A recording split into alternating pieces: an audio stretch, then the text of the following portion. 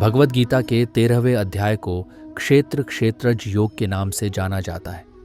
इस अध्याय में भगवान कृष्ण अर्जुन को शरीर और आत्मा के बीच के भेद को समझाते हैं और बताते हैं कि किस प्रकार आत्मा और शरीर के ज्ञान से मुक्ति प्राप्त की जा सकती है। भगवान कृष्ण कहते हैं, अर्जुन, आज मैं तुम्हें शरीर और आत्मा के बारे में सच्चा ज्ञान दूंगा। शरीर को क्षेत्र और आत्मा को क्षेत्रज्ञ कहा जाता है।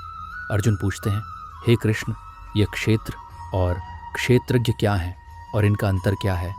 कृष्ण उत्तर देते हैं, अर्जुन, क्षेत्र शरीर को कहते हैं जो कि एक अस्थाई और बदलने वाला तत्व है। क्षेत्रज्ञ आत्मा है जो शाश्वत और अटल है। आत्मा शरीर में निवास करती है लेकिन शरीर के परिवर्तन से प्रभावित नहीं होती। कृष्ण बताते हैं, आत्मा कभी नष्ट नहीं होती, ये केवल शरीर बदलती है। इस ज्ञान से व्यक्ति को यह समझना चाहिए कि आत्मा की वास्तविकता शरीर की अस्थायीता से परे है। जब व्यक्ति इस ज्ञान को समझ लेता है तो वह संसार की माया और दुख से मुक्त हो सकता है। अर्जुन पूछते हैं, हे कृष्ण, इस ज्ञान को प्राप्त करने के लिए हमें क्या करना चाहिए?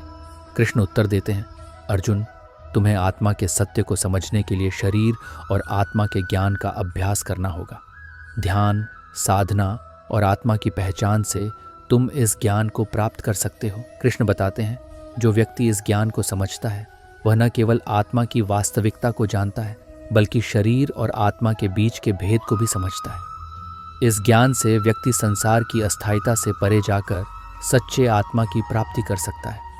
अर्जुन समझ जाते हैं कि आत्मा और शरीर के बीच के भेद को समझना महत्वपूर्ण है और इस ज्ञान से मुक्ति प्राप्त की जा सकती है। वह कहते हैं, हे कृष्ण, आपने शरीर और आत्मा के बीच के अंतर को स्पष्ट किया और यह भी बताया कि आत्मा की पहचान से मुक्ति प्राप्त की जा सकती है। कृष्ण संतुष्ट होकर कहते हैं, अर्जुन, यही सच्चा ज्ञान है। शरीर और आत्मा के भेद को समझकर तुम आत्मा की वास्तविकता को जान सकते हो और संसार की माया से मुक्त हो सकते हो। इस अध्याय की मुख्य सीख ये है कि शरीर और आत्मा के बीच का भेद समझना महत्वपूर्ण है। आत्मा शाश्वत और अटल है जबकि शरीर अस्थायी और परिवर्तनशील है। इस ज्ञान से व्यक्ति आत्मा की वास्तविकता को समझ सकता है और संसार की माया और दुख से मुक्त हो सकता है। आत्मा का ज्ञान ही मुक्ति का मार्ग है और इसे प्राप्त करने के लिए ध्यान, साधना और आत्मा की पहचान आवश्यक है।